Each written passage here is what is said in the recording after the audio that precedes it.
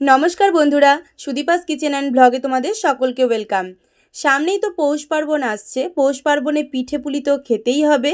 ताई आजके तोमादेर जोन्नो आरो एकटा सुस्वादु क्षीरेर पाटिसापटार रेसिपि निये चले एसेछि। तो चलो आर देरी ना करे एई सुंदर क्षीरेर पाटिसापटार रेसिपिटा तोमादेर संगे शेयर करी। तो सबार प्रथमे आमादेर जे उपकरणटी लागছে सेटी हलो 1 কাপ चालेर गुঁড়ো।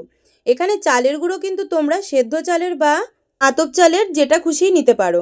तारपरे हाफ कप दिए दिलाम मयदा और तारो हाफ दिए दिलाम सुजी, अर्थात परिमाणटा एरकम हबे चालेर गुঁড়ো 1 কাপ, तार अर्धेकटा हबे मयदा और तारो अर्धेकटा हबे सुजी। तारपरे दिए दिलाम परिमाण अनुयायी नुन। एबार एते ऐड करे दिচ্ছি 1 কাপ চিনির গুঁড়ো। যতটা পরিমাণে আমি চালের গুঁড়ো নিয়েছিলাম সেই সম পরিমাণে আমি চিনির গুঁড়ো ব্যবহার করলাম। তোমরা এখানে চাইলে কিন্তু নরমাল চিনিও ব্যবহার করতে পারো, তবে গুঁড়ো করে দিলে খুব তাড়াতাড়ি ব্যাটারটা সুন্দরভাবে রেডি হয়ে যায়, তাই জন্যই কিন্তু আমি চিনির গুঁড়ো ব্যবহার করলাম। আর গুঁড়োটা কিন্তু অতিরিক্ত পরিমাণে দেবে না, তাহলে কিন্তু চিনির কারণে পাটিসাপটাগুলো সুন্দরভাবে কিন্তু হবে না। তো এবার আমি উষ্ণ গরম দুধ অল্প অল্প করে অ্যাড করতে থাকবো।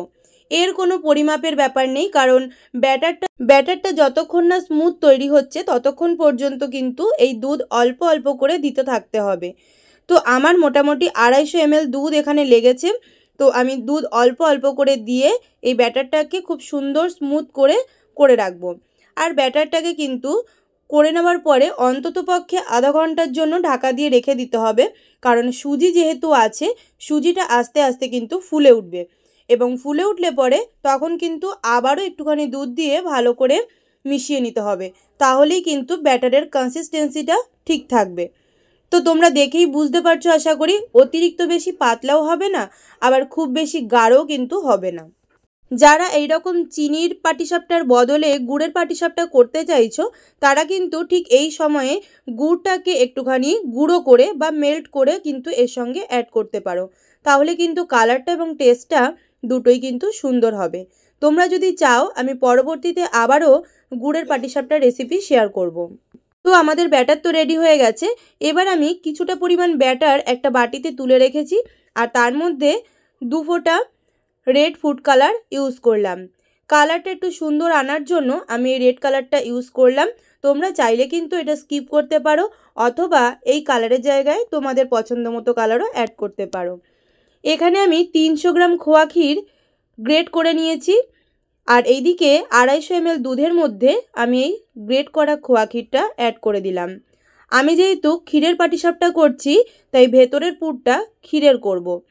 তোমরা কিন্তু ক্ষীরের পাটিসাপটা যারা পছন্দ করো না তারা কিন্তু ভেতরের পুরটা নারকেল এবং গুড় দিয়েও করতে পারো। ঠিক যেমন আমরা নাড়ু বানানোর সময় পাক দিয়ে থাকি, ঠিক সেই রকমভাবে পাক দিয়ে ভেতরে কিছুটা কাজু কিশমিশ এবং এলাচ দানা গুঁড়ো করে দিয়ে কিন্তু সেইটাও তোমরা ইউজ করতে পারো, খুবই সুন্দর লাগে খেতে।